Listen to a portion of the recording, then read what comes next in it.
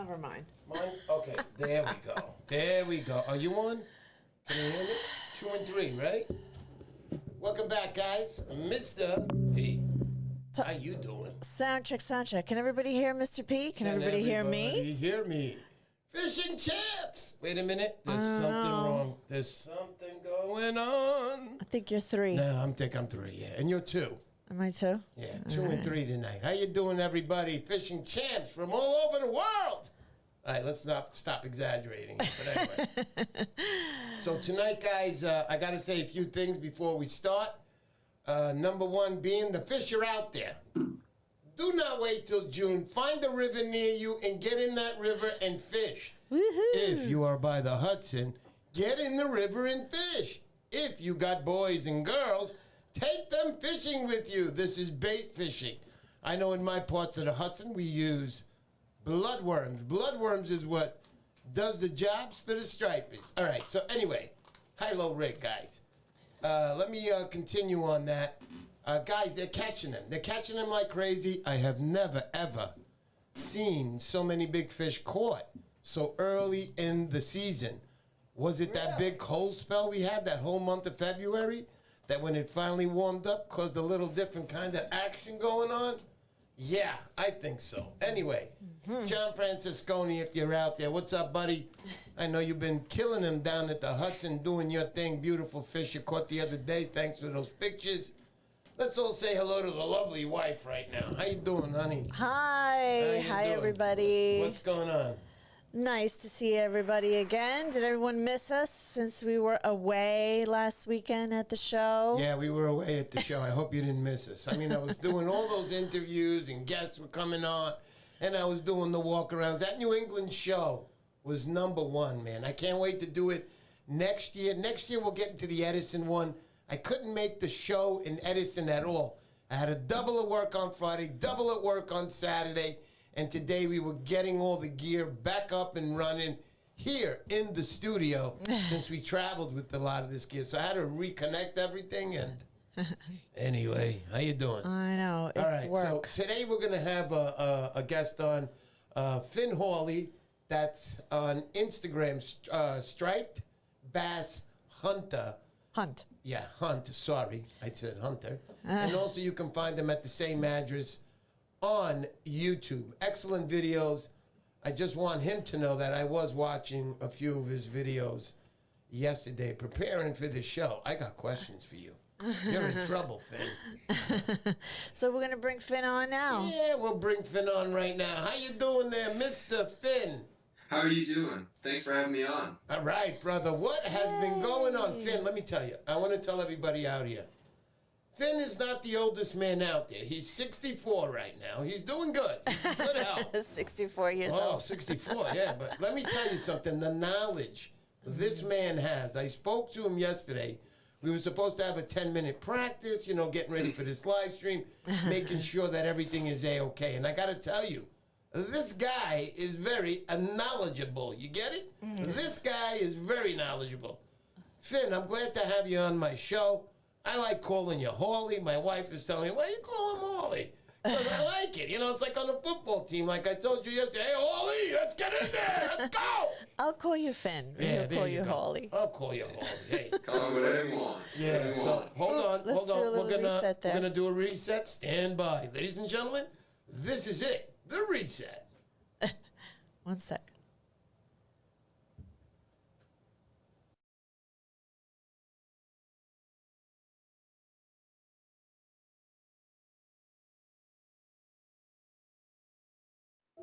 Hawley, didn't I say to get in there? Huh? Are we How good you doing, now? buddy? All right, so let's get back to Finn now. So Finn, what's up, buddy? How are you, and how's everything in your life? Hey, it's been good. You know, the season is coming, so I'm super excited for that whole thing. You know, it's been a long winter, and I'm really excited to get, you know, started with the season because I know that everyone around like New York, New Jersey are starting to see some fish, so it's super exciting to see that on like Instagram and everything. So it's super awesome. You know? Right. That is definitely a cool deal because I've been hearing the same thing. You know, people are catching fish. I know by me they're catching, like I mentioned earlier, guys. Finn, how about you? Have you started this year? What's your thing? What are you doing right now as far as fishing? So, as far as fishing goes, I'm pretty much just preparing for this next season. We tend to not see our first fish. Besides, like, there's probably a few holdovers here and there, but we don't. I don't fish for holdovers personally, but we don't tend to see our first like migratory striped bass until around the last week of April, first week of May. They start showing up in the estuaries, and they're all very small. We don't have anything really big until around the first week of June. That's when our first bass start like 40 inches will start rolling in. That like biomass of fish will move in, and then the real fun starts. Oh. Yeah, without a doubt. So here, I'm a little lucky. I consider myself lucky. But listen, guys, a lot of you guys might be 2 hours from a river, 3 hours from a river. I do the same thing. And I want to tell you, Finn, that, when the June months arise and these fish are back on the beaches, Rhode Island, Connecticut, Montauk, I'm out there, and I get out there, and it's a 3-hour ride for me. So that's why I'm just trying to bring up that anybody who's a little bit of a ways, at least if you're going to come up and you're going to spend a few days fishing, my suggestion is go to a hotel. The hotels aren't expensive around here. They're not by beaches. So you're going to save a ton of money. Make yourself a 2-day reservation. Some of these hotels come with breakfasts. All right, so they're like McDonald's-style breakfasts. But you get breakfast with it. Nice coffee if you don't want those homemade, whatever they are, those scrambled eggs, powdered scrambled eggs. Anyhow, what I'm trying to say is that, I make the drive to Long Island for all that. Why don't you guys make the drive up here? Get out there on the Hudson. Find a hotel nearby. Scout the area. I'll see what I can do about helping you. I'm not giving you my spots. Anyway. But other than that, it's good to get out now, especially the rivers. So going back to Mr. Finn. Mr. Finn, I want you to tell everybody here. So are you a representative right now for Lamaglass? Yeah, so I'm one of the part of the Lamaglass surf casting division, and I've been a part of the Lamaglass, like you could call it like the pro team for a little while now, like 3 years now, and it's been super fun, and I've had the opportunity to meet some unbelievable anglers and talk to some great people that are also part of the team, and also fish with some really awesome rods that even long before I was sponsored by, I love their rods. They're like my favorite rods, especially the Lamaglass GSB was one of my favorite rods of all time. And I love those rods, and I fish them and I beat the hell out of them. They're just awesome rods, Yeah, myself, yesterday we were talking, and I go back to some of those older rods, and I know they don't make it anymore. They're on, right? I think we were talking 1327 or something it was, right? Yeah, the 101 MS, I believe, is the one that you're talking about that you have. Yeah, the one that I'm working right now is the 2 to 5 101 MS one-piece rod there that I have. Yeah. Mm-hmm. That's an awesome rod. Is anybody hearing it? And is anybody hearing an echo? any echoes? Is everything good out there? We're just a little worried right now. So just give us that, because we got a perfect stream with this guy here. But just wanted Mr. to Finn, check. Just wanted to check. Let us know if anything is up. But anyhow, all right. So let's get back to your surf fishing. And what I want to ask is, how did this all start for you? When did you first get started in fishing? How did it start?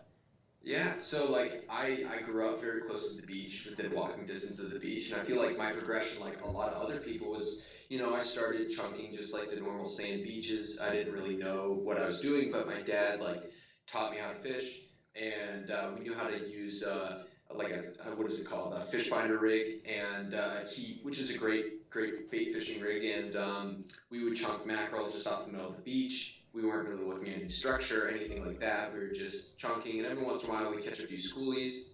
And as my knowledge, we started catching more and more fish, I started to really enjoy. Finn, I gotta stop you 1 second. This is the thing with live streaming. Yeah. Every once in a while we have to deal with Fred Flintstone over here on the mic over here, and I gotta do a reset, buddy. We're gonna check it out one more time. Your speakers are not on, correct, buddy? Or only your headset? Yep. Okay, wait, what do we got now?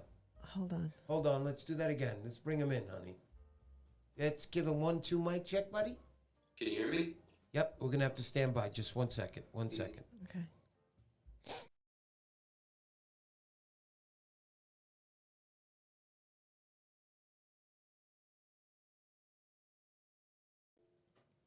All right, so 1 2 1 2.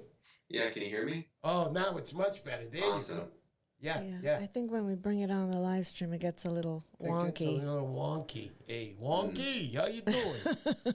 All right, so go ahead. I want you to continue on that subject, buddy. I'm sorry for interrupting. No, and before I even continue on this, I just want everybody at home to know how difficult it is for you to run a live stream like this. Like, as somebody that also works with a lot of videoing and doing podcasts and stuff, this is super impressive how you guys can do this. So I just want everybody to know how amazing both of you are at running this. Aw, thanks. Yeah, I appreciate this, but I will tell you one thing for the future. I know you're a young man. You're not married yet. Don't do live streaming and get married. We've just been together 25 years. We can't let go. But if we started live streaming 10 years ago, she would have been gone. I would have been gone. It would have been all over. But anyway, it's tough. Back to Mr. Hawley over here, the Hawley man. Yeah. Go ahead, buddy. So, tell me more about. Yes. Yeah. So I started like everybody else, chunking off the beaches and stuff, and as I started to catch more and more fish, I started to dive a little deeper into it. We were fishing more off of closer to rocks and boulders, and we're we're starting to see more fish here. And then it got to the point where we were catching 1 or 2 keepers this season, which was super fun. And then eventually, I started like everybody else, where I went to the tackle store and I wanted to take that next step and try fishing with lures. And the guy at the tackle store gave us an SP minnow. And I really worked hard at practicing on how to cast and everything like that. And eventually, one thing led to another. I was able to learn and read articles online, and I got better and better each season, and I learned so much. And I started catching more and more fish. I started to learn, what structure is really good and what structure isn't. I used to fish the same beach for years and years and years, and I didn't catch a lot of fish. And then I would say 5 or 6 years ago, I started reading the Surfcaster's Journal, which I know a lot of you guys are aware of, and I was reading the articles of a lot of guys that actually ended up working with the Land Glass Surfcasting division, and they, one particular Pete from the Comanche Surfcasting fished very similar structure to me. Do you guys need me to stop? Or are you good? No, we're good. We're good. Keep going. Awesome. Absolutely. So I was reading articles from him, and he was talking about fishing boulder fields and structure and current and all of that stuff. And I learned from watching, the structure in my area, what structure should hold fish. I ended up going out and started fishing with live eels in the same structure, fishing around the moon phases. And then it just became like a science. It was if you have a full or new moon, you fish with, good lure like a metal lip or a live eel or something in a spot. I was starting to catch a lot of really, really big fish. I mean, I'd started off with bass that were 40 inches, and then later in that season I was just kept doing the same things and fishing around the moon phases at night with live eels and stuff, and I started to catch bass over 30 pounds, 40 pounds, and it was just insane to me that it was wow, this is actually if you pay attention to the little details like the moon phases and the tides and stuff, and you log when you're having success, it's not too difficult to catch really big fish.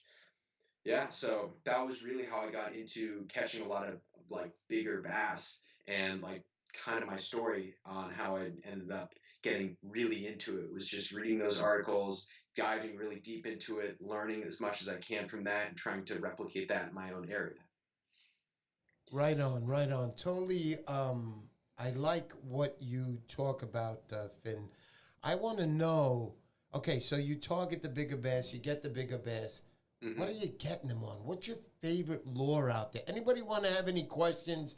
Please punch in, and we'll definitely put up that question to Mr. Hawley over here. So go ahead, please. Yeah. Well, so I'm a huge fan of fishing topwater plugs. I feel like everybody else, would agree. Topwater fishing is some of the most fun and electric fishing out there, especially when you get really big bass. I would say probably my most favorite lure to fish, just for the sheer it's a very productive big fish lure and it's a ton of fun, is the big spooks like the dock, or I fish with the Puma Plugs Magnum Walker. It's a big spook, and I've had so much success with that. I've caught some of my biggest bass ever on plugs on big spooks, and it's one of my favorite plugs of all time because you can have these just unbelievable electric explosions on the surface from really big bass or multiple really big bass, and it's just unbelievable when it works out. We have a Yeah. question from Mario. Yeah, go ahead, honey. Rip that question. So Mario says he knows there's a ton of metal lips and each swim different. In your area, what type works and what colors have been successful? Yeah, so like there's tons of metal lips out there, and a lot of companies make really good metal lips. You can have stuff that are more mainstream, like the Gibbs metal lips. They make some unbelievable ones. So does Danny. They all dive fairly, you know, they all dive about 3 to 5 feet deep, depending on how fast you're reeling it. And for those of you who don't know, when you're reeling a metal lip, it does all the action. So you can reel it really slowly, and just so you're really maintaining contact to the plug, and you feel it working on the surface or just below the surface of the water, depending on what you're using, whether it's like a deep diving metal lip or like a Danny plug. And you'll feel it like thumping on the tip of your rod as you're reeling it, and that's the plug working. And if it's a deep diving metal lip, it'll dive down. It again is very spot specific when it comes to like which metal lips I like to use where, because some spots the bass are going to be glued right to the bottom. Other spots they might be in the middle of the water column. And so it doesn't necessarily matter which one you're using. They're all fantastic, and I feel like if the bass are feeding and they want that big profile bait, and whether the metal lip is on the surface or just under the surface of the water or on the bottom, if they see it, they're probably going to hit it, which is really awesome. I want to say, no, that's all. That's really great, man. I appreciate this information. So, we're really waiting for the big question. I don't know if you know the Poseidon show very well here. We give away spots. So where do you fish? No, I'm kidding. No. I'm kidding. We don't do that. We do not do that here. So basically, Finn, I want to continue on that. I still want to talk more about your surf fishing. What's your favorite time to fish? I mean, I understand. Look, when I see bad weather, I'm out there. I like it. I enjoy being under rain. As long as I'm wearing all the right gear. Everybody's got to be wearing the right gear when you get under these kind of conditions. But what are your favorite kind of conditions? You like sunny days? You like the night? Do you like, the nor'easters that come in? You like big wave days, windy days? What do you like? Tell me. That's a tough question. I mean, there's nothing like when you have, like a good wind to your face, some big surf, and it's raining, and there's some big fish out there, and they're feeding hard, and it's just like you feel like you're the most badass person out there. Big waves are crashing, and you're throwing your plugs out, and there's big fish out there, and there's nothing better than that. And so I'd have to say, but also like a flat glass calm with really big bass too can also be just unbelievable.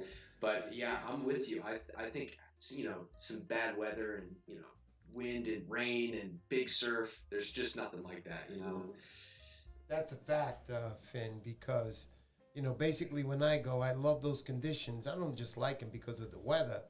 The fish are there, man. They know that water is active all along the shore. Any fish that have been hiding in those rocks or out of those rocks, just because they can't manage to stay in there because of all the surf being tossed around. Definitely. But those are great days to go out. Guys, listen to me carefully. I'm not telling you to get out there in an electric storm and hold up a big steel, pole. I'm not doing that. I'm telling you to get out there in conditions where it's a little tough.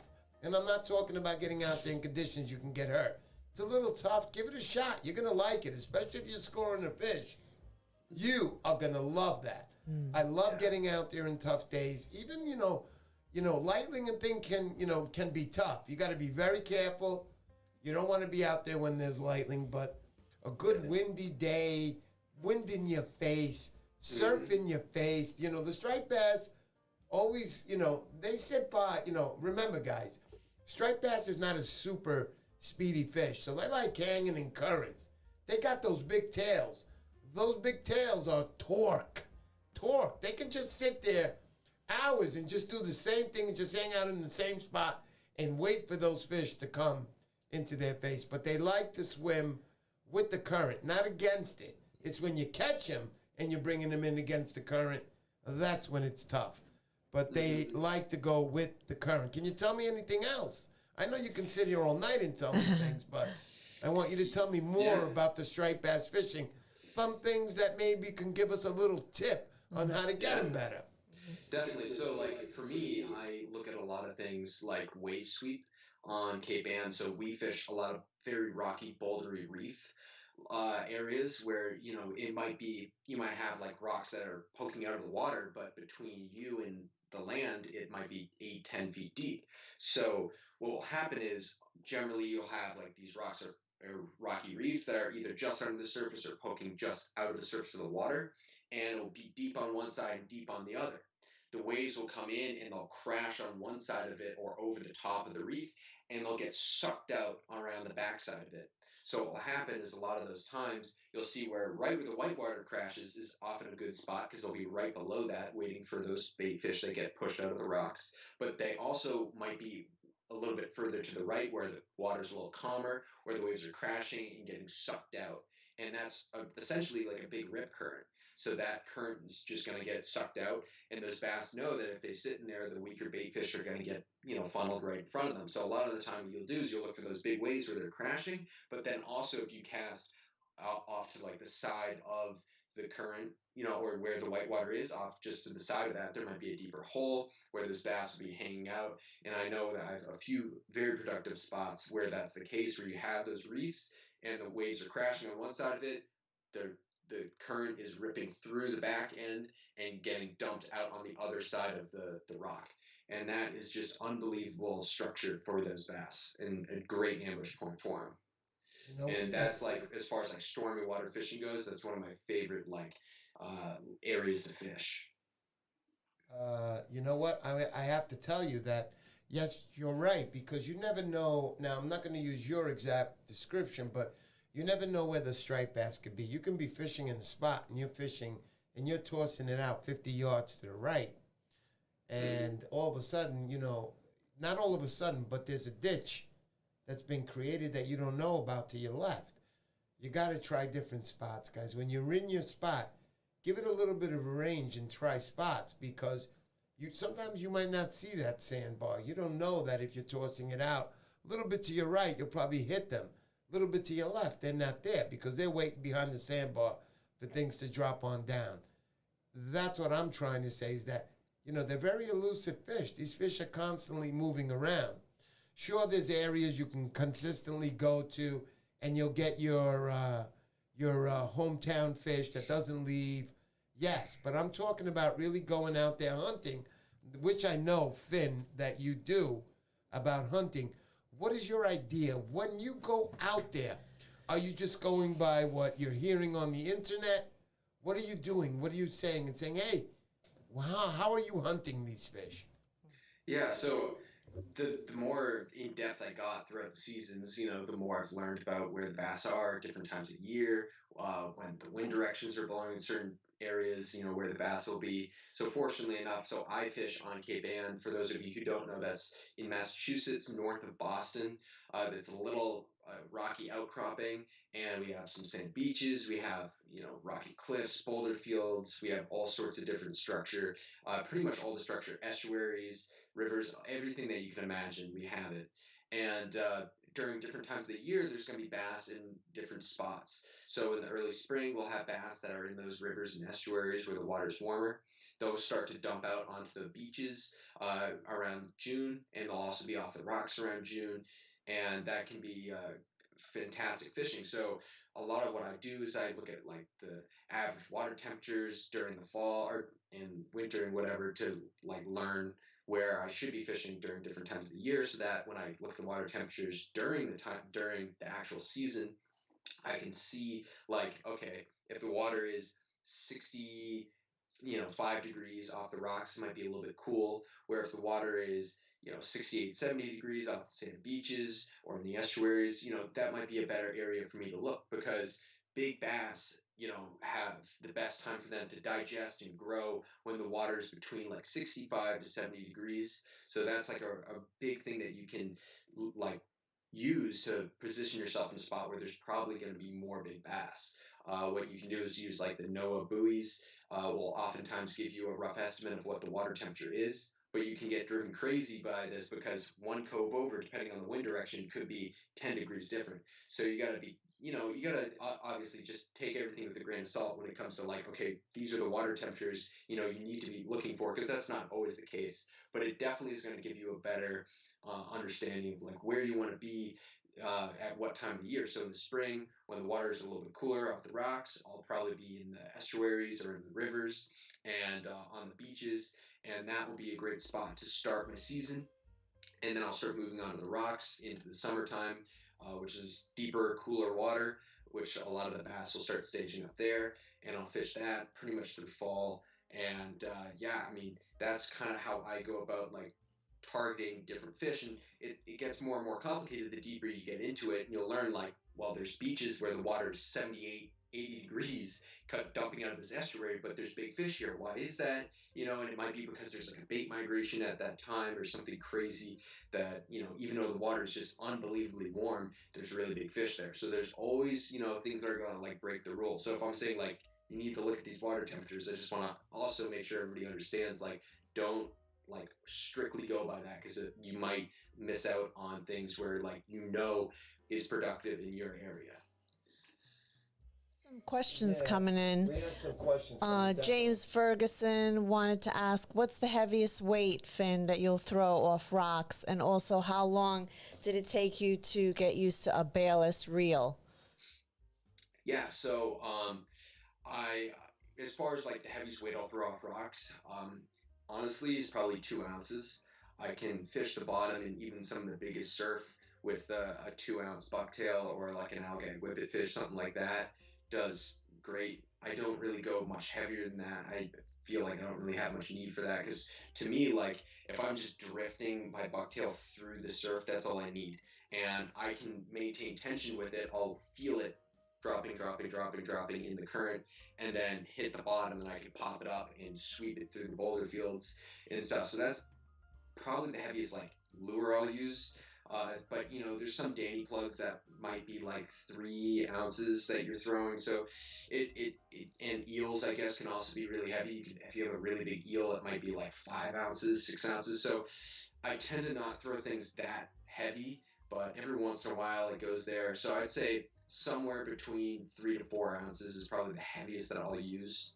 And then as far as like bailless reels go, it honestly didn't take too long. I fished it for a few weeks, and I was able to adapt pretty quick to it. And as soon as I did, it was just super easy. One of the tips that I always tell people when you're starting to learn how to use bailless reel is when you cast it out, if you don't end up catching your line and the lure hits and the line kind of goes out of your reel, all you have to do is lift the top of your rod up, and it will pull another loop of line out of your reel, and it'll create enough tension where you can hook it onto your finger and start cranking down. So that's a good tip for a lot of you people that are just trying to learn how to use bailless reels. All right, just give me 1 second.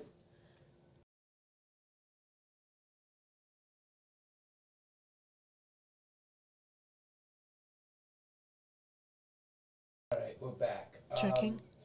Checking.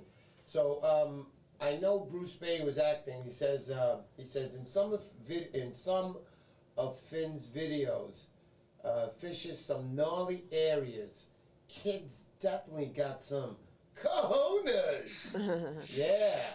Tell me about those gnarly areas and what you're doing in these gnarly areas. Yeah, so for sure. I mean, a lot of the rocks that we fish on Cape Ann are really, really dangerous. If you get, swept off the rocks, you're going to be in a pretty sketchy situation. So whenever you're fishing a spot, you always got to know your escape route if you do get washed off the rocks. I always wear corkers with spikes. I'm getting a little feedback now. Yeah, it's good now. We're back. Wait, All right. Is that bad? I can hear myself. No good? Yeah. Can you? Yeah, I can. Hold on. Yeah, I can still hear myself a little bit. Hold on. Hold on. My wife's working on it. No Trying worries. to fix it. How are we doing there? Is that better? Yeah, no, I can still hear myself a little bit. Oh, Okay, man. hold on. Oscar, thank you, buddy. Hold on, hold on.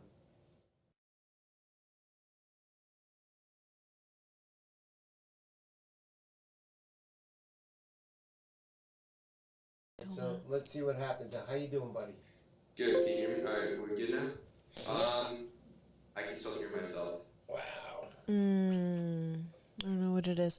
Let's try doing this. Let's try Yeah. hanging up the call and we'll ring you right back. Can we ring you right back, buddy? Yeah, Okay. No Yeah, I'm worries. sorry, everybody. Hold on. In the meantime, I'm going to let you guys know that we have a giveaway today. One person's going to win some good stuff here. We got the Vinny's Customs right here. Vinny's Custom Laws, dynamite stuff. Let's put the overhead on for this one, honey. While you're getting back to good old Mikey there. Finn. Yeah, buddy Finn, yeah. So, okay.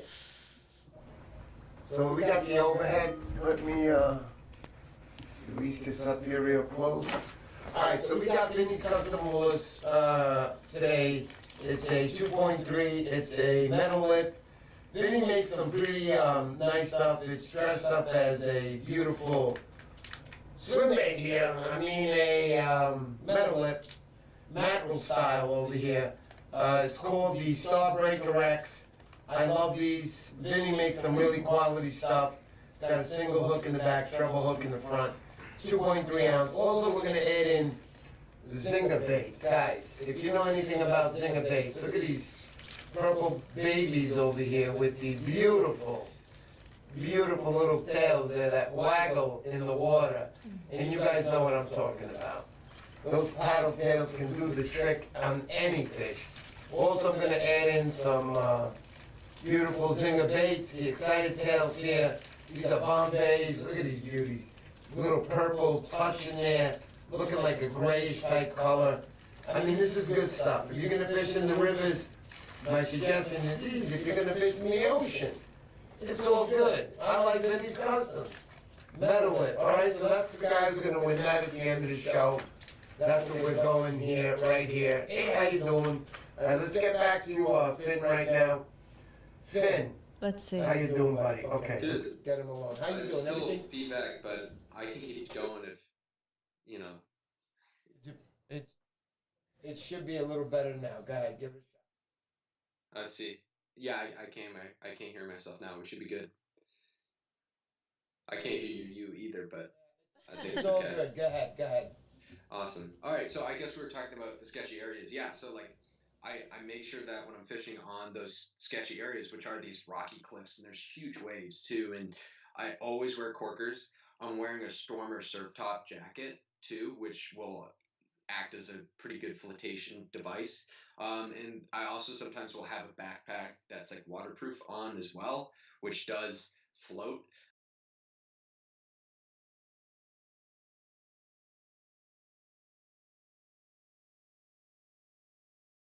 Area, especially if there's big waves, I always make sure I take a moment, to assess how big those waves are before I walk out there, because you don't want to be in a situation where you're getting hit by a big wave, which I've been in, and and so it's not that fun when you get hit by a wall of water that is above your head and get launched. So, it's part of the game, and you got to be ready for it.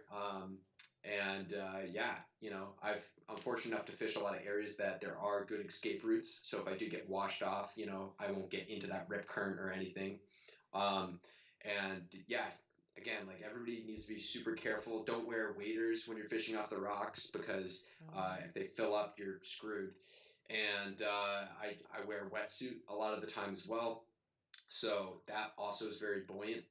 Um, yeah, so definitely make sure you take the proper safety precautions. Always like have someone that knows where you are and what time you're hoping to get back at.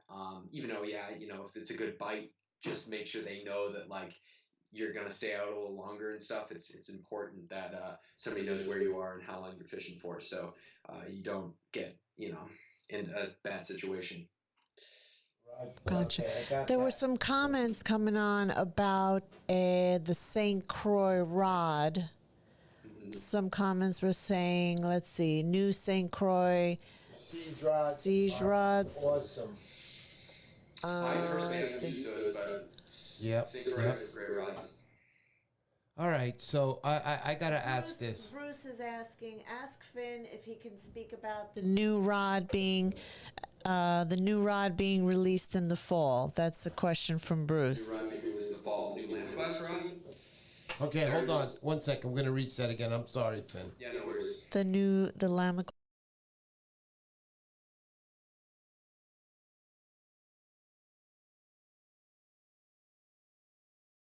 Yeah. Okay. So there we go. All right. So how's it going? All right. Yeah, it's going good. I think that. Good. Yeah, we're good now. Awesome. Yeah. No feedback. Yeah. The new rod in the fall. Go ahead. There's a few new rods that are in the works. I'm not sure how much I'm supposed to talk about them, so I'm not going to go into great detail. But it's exciting. They're gonna be built off some of the same blanks and stuff, and it's gonna be really really awesome. I'm really excited for those, and yeah, it's gonna be great when those come out. Those will be great weapons to have in the arsenal. Mm-hmm. Right on. I want to ask you some more stuff, Finn. Honestly, all joking aside, I could sit here all night with you, just like I did yesterday when I usually have 10-minute runs, and I'm very just surprised that you. How old were you when you first started fishing? How old were you when you started? I started fishing probably for striped bass when I was like 5. Dude, man, no wonder. Because, yesterday when I spoke to you, it was just, just like now, the knowledge is really good, and I appreciate that. A lot of guys here are interested. Obviously, they know you represent Lima Glass. Mm-hmm. And I know Bruce Bain was asking me, is there anything new coming out or anything like that? Or anything in the works? Or do you hear anything? And if it's no, it's no. Well, there's a great, I'll put it this way, like there's something that's going to happen with Lamb Glass and the Lamb Glass Surfcasting division coming up this season, that's going to start this season, that is going to be very game-changing for all of surfcasting, and I'm super excited about that, and I hope everything that is in the works ends up coming to fruition, but we'll see what happens in the next few months. But yeah, it's very exciting stuff is coming for sure. Great. Cool. Here's a question. What lure weight do you think is the sweet spot for that siege? The Siege is not one of the Lamb Glass rods. Okay. I'm not super familiar with that rod. I believe is that one of your Century rods, Mr. Poseidon? The Siege? Yeah, I was going to say, well, the Century rod that I have is the Slingshot. Okay, I like those rods. They're great rods. They're also very durable rods, without a doubt. I mean, if anybody's used them out there, you do know that Century rods are not cheap rods. I consider them in the same class as Lima Glass, even though the representative might be like, bullshit! But anyway, other than that, they are good rods too, and I definitely back them without a doubt all the time, because I have one too and I use it. Yeah. No, I mean, Century is some phenomenal rods. I've fished Century rods before as well.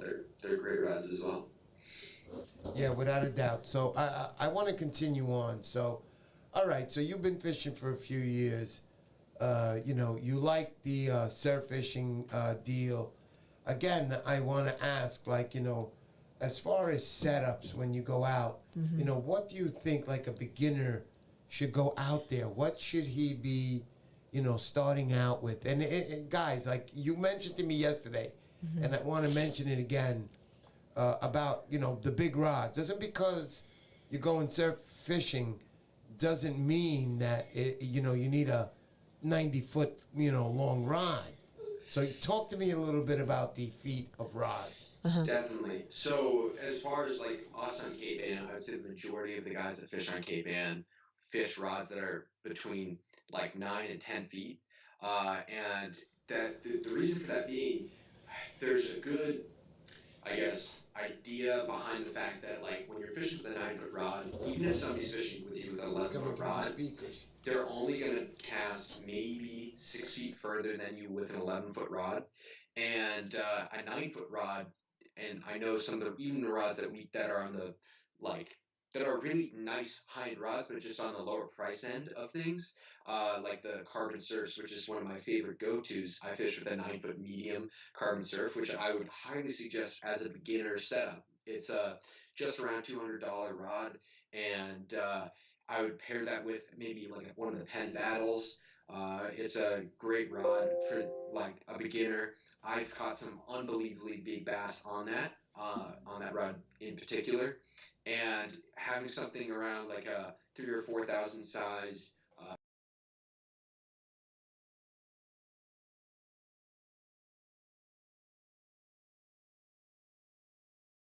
setup if you really want to get into like taking things more seriously, but you don't want to drop, $800-900 on a really nice setup.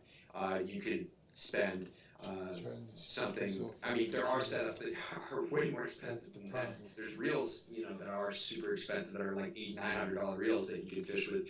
But as far as like a nice beginner setup that I would highly recommend is that carbon surf 9 foot medium, and I pair that with like a 3 or 4 thousand size Penn reel, like one of the Penn Battles or Torques or something like that, would be an awesome reel to pair it with, and that would be an unbelievable beginner setup, and I fish with that personally myself.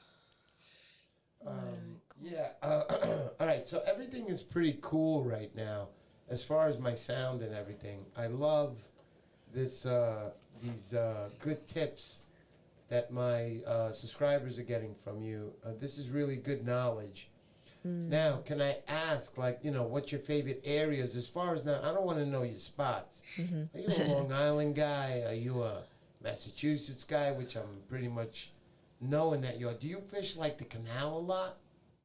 No, so I actually fished the canal last year for the first time in probably 5 years, and I fished it a few times just because I feel like you gotta fish like it's like Montauk, like it's something that you should experience at least once. All right. Even though I'm not too far away, like I'm like just under 2 hours away from the canal, I don't really fish the canal at all. I actually fish 25 minutes at the furthest away from where I live. So I live on Cape Ann, and I pretty much fish all around it. Um, for those of you who are maybe familiar with like the towns around Cape Ann, I fish basically from Plum Island to Marblehead. That's kind of my range that I fish. So that's about 45 minutes to an hour, like in total, the whole drive.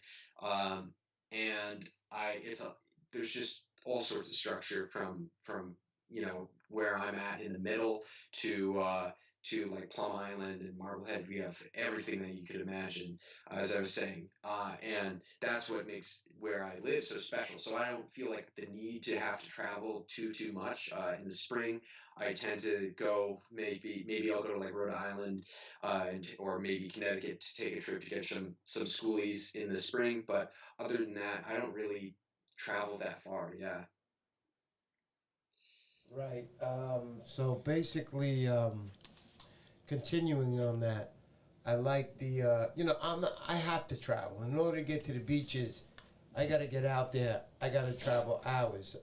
From the river, I'm pretty much 10 minutes from my house. I shoot over there, and I make sure that I do my fishing at least a few hours a day, sometimes 4 or 5 times a week, because I'm very lucky that I'm close by. Other than that, let me. Do you want to finish this off with anything? I mean, does anybody have any other questions for Finn that I'd be glad to ask him? Put him up on the board right now. It's $40 a question. I'm kidding, but just please put it up there because I really want to ask him. How about Finn? Mario's asking Finn. Do you target any other fish species throughout the season? Yeah, so basically, I'm primarily a striped bass fisherman, but I'll also like if there's bluefish around. It's so funny because I know for a lot of people like in New York and Cape Cod, pretty much south, I would say, bluefish can be a nuisance for a lot of people. But for us on Cape Ann, if there's bluefish around, this past season was kind of an anomaly in among itself with the bluefish.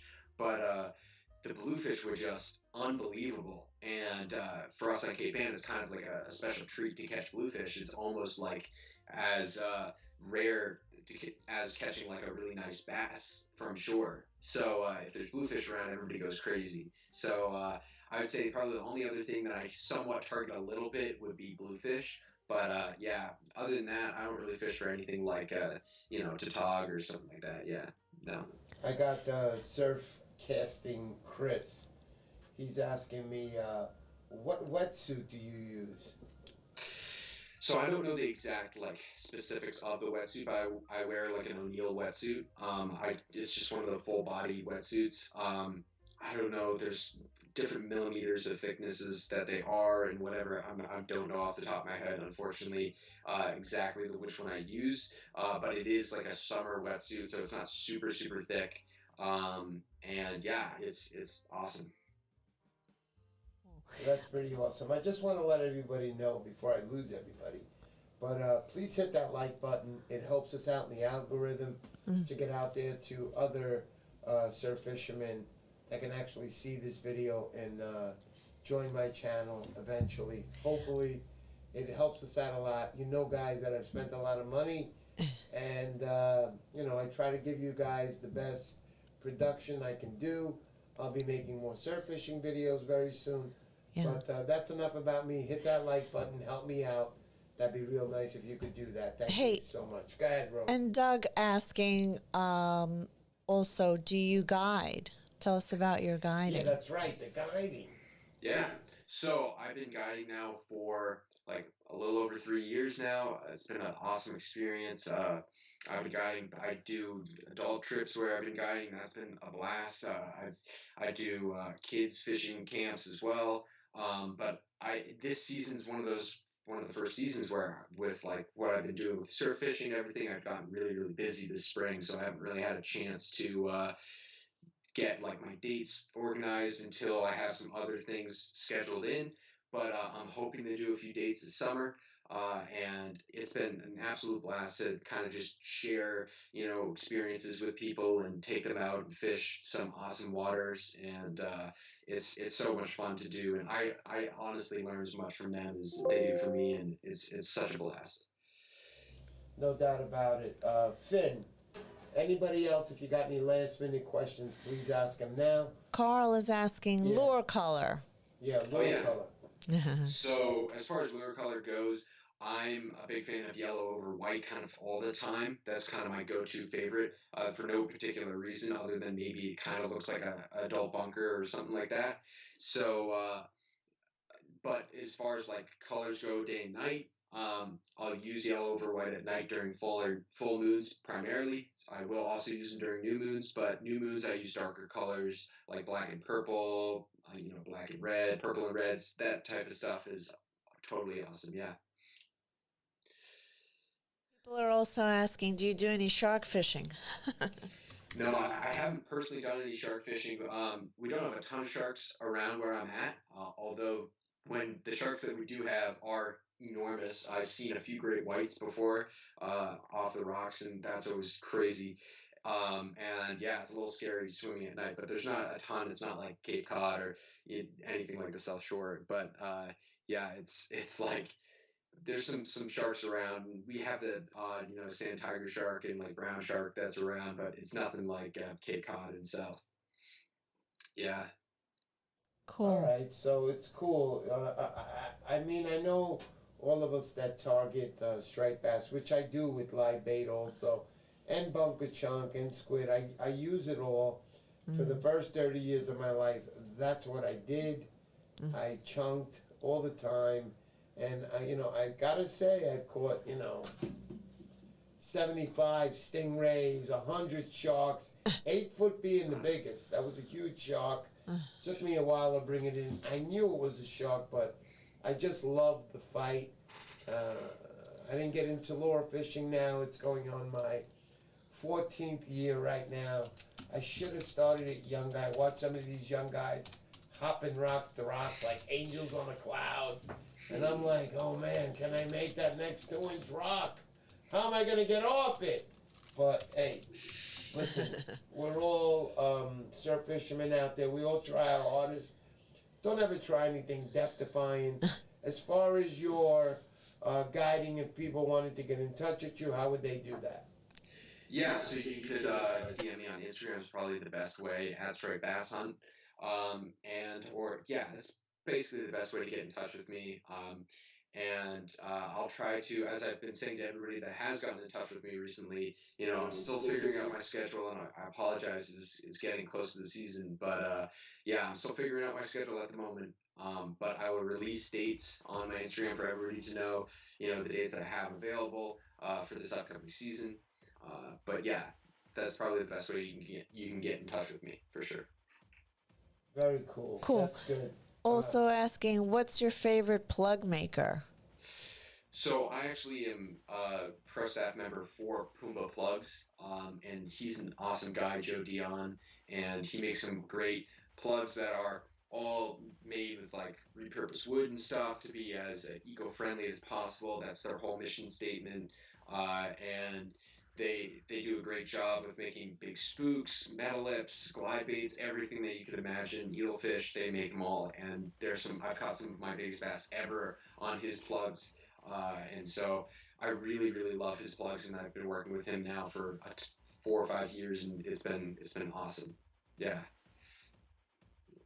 Very nice. Like, very nice. Anybody else? I guess that's it as far as questions. I have to tell you that the audio issues that we're having tonight is coming from my end. For some reason, they're coming out of my computer speaker.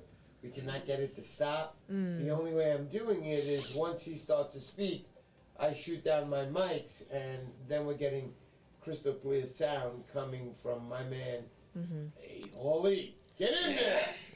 Yeah, but he's doing a wonderful job tonight. Definitely going to have you on the show again. I want to know definitely how your season is going to be progressing through the year. But go ahead, hon. Say People that love his videos. They love your videos on YouTube. Awesome. I really appreciate all the support and everybody that watches those videos.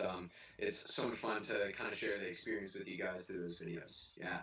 Including me. I was watching them yesterday. Finally. Very cool. Finally.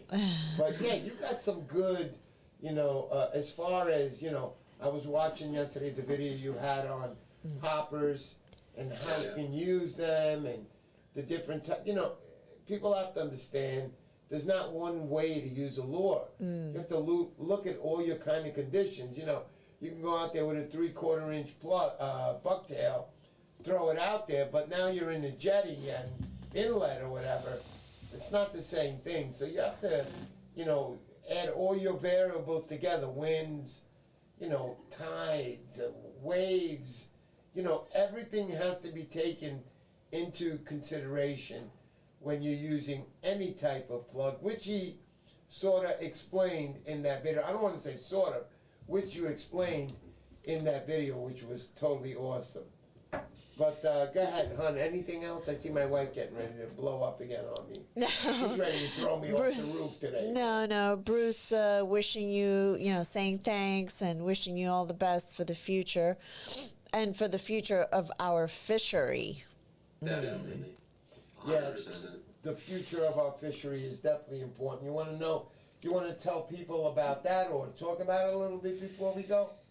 Yeah, I mean, as you all know, that the striped bass have been in a tough situation now for a few years, and it's just doing our best to, catch and release and spread the message in a positive way about, how the fishery is in, a tough situation, that these striped bass need our help to bring awareness to this, go to the meetings and make sure that we hopefully can get some better laws in place to help the fishery and everything that we can do in that way.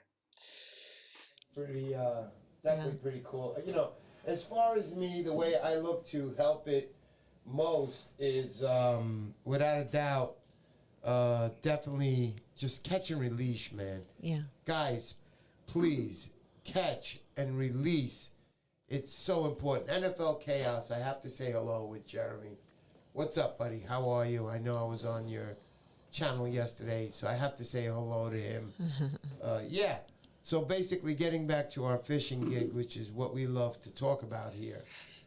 Michael Duffy, keep up the amazing work you're doing, and knowledge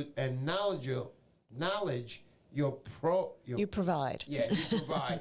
Great show. Thank you, Michael Duffy, for that.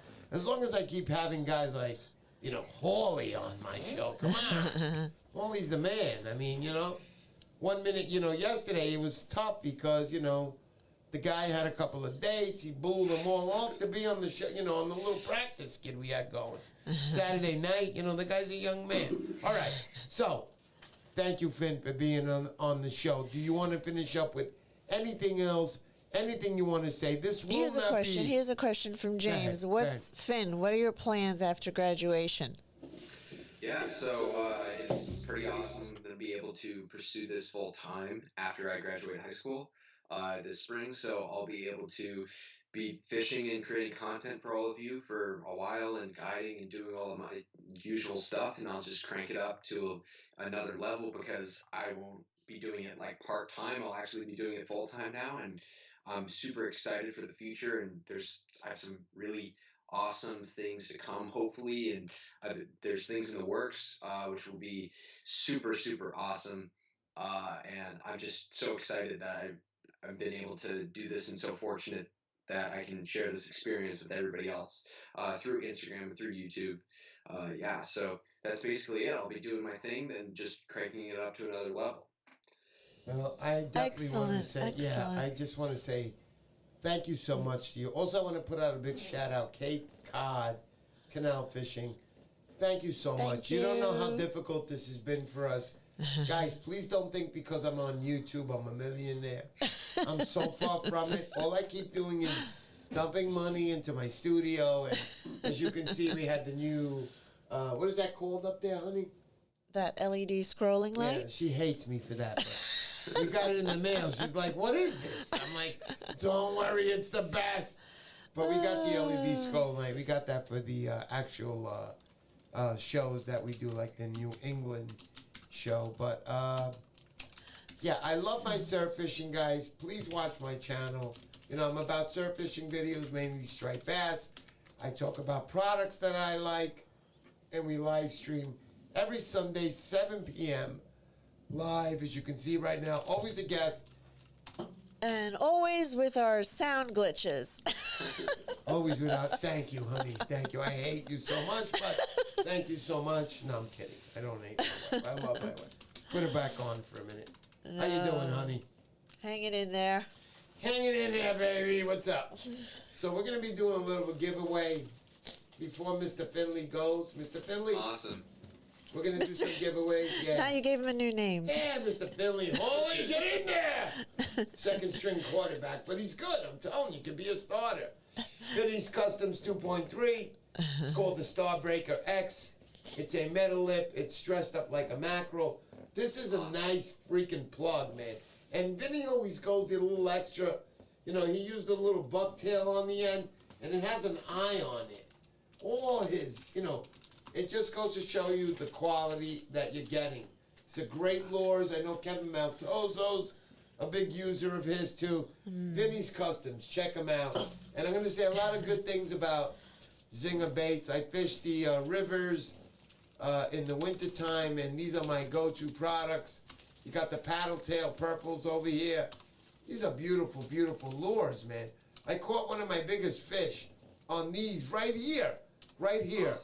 How big was it? And it was, that one was actually, okay, so I never took a weight of it, and, everybody was telling me it was at least 25 pounds. I was just so excited to catch it, but it doesn't count. Still my biggest fish to the day is 22.75, even after fishing 45 years. 10 of those years being with my dad. We went out, more than a dozen, 2 dozen times. We never caught a fish together. My dad is the coolest guy. He's still going today, 96. He's at my mom's. My mom's taking care of him. Well, my mom's. Their house, where I grew up. But my dad's the coolest guy. I'll tell you some good fish stories another time. And again, going back, we got the Exciter Zinger baits. Guys, trust me. Please trust me. These plastics are unbelievable. It's almost like cheating. You can catch stripers, no problem. Trust me. I love these things. I love these things. But anyway, What else, honey? So what Anything else? good? All right, so you want to run this off? Okay. So one guy's going to get all these 3 prizes right here. Wow. Let's Yeah, see. definitely. That's the way I work it here. They're gonna I take always some like big to have bets on nice prizes for everybody. And let's Oh see my who's gonna goodness. We got, who's that? James Flynn. James Flynn's Flynn, he name just came up. Yeah, put it up, honey, so they could see it. Can you do that? Oh, it's a little bit. With the setup, I might be able to Let's do it. hear. James Flynn, you just win these nice little plugs and prizes. Wow. Guys, thank you so much. Can you get it up there, honey? There it is, James Flynn. Yeah, it's not exactly Ladies and gentlemen. straightened out, but there it is. James, Ladies and gentlemen. you're here. Thank goodness. James Flynn. Tonight, not Elvis, but James Flynn. James, you win tonight. Thank you guys for showing up to the show. Want to say hello to a couple of people before we go.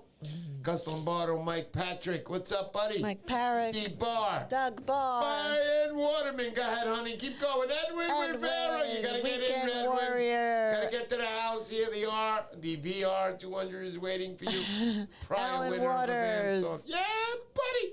James Flynn, the winner tonight. Oski 007 It's a Salt beautiful Live, thing, man. It's a beautiful thing. Gotta love this. the Mikey B. James Ferguson. What's up, buddy? Surfcasting Chris, my brother. I met him at the show. Met him at 2 shows. That guy's a surfcaster. All right, Carl honey. Gramley, Let's say our Epcoin goodbyes to Surfcasting. Thank Mr. you, Finn. everybody. Thank you, Finn. Finn. Thank you so much for showing up, buddy. Thanks so much for having me. And again, thanks so much for everybody watching at home, too. This has been awesome. It's been great. Thank you so We look much. forward to all your videos on YouTube and on Instagram. Very Absolutely. exciting stuff. Thank you so much. Can't wait. Beautiful. Once again, thank you to everybody, and we will see you soon. Next week, Sunday. Make sure you're here, guys. Gonna be a problem. Peace out, everybody. Peace out. Hey, how you doing? Vinny! Oh, I'll be away next week. Oh, wait. Oh, that's right. I'm gonna be here all alone. Get ready, guys. I'm not going to be here next week. She has to slaughter me like that. See you next week, guys. See you. All right. Turn it down. Am I good? You guys hear me? You got it, buddy. You're all good. I'll Bye. see you later. Thank you so much. You're the best. Yeah. Bye. Thank you, buddy.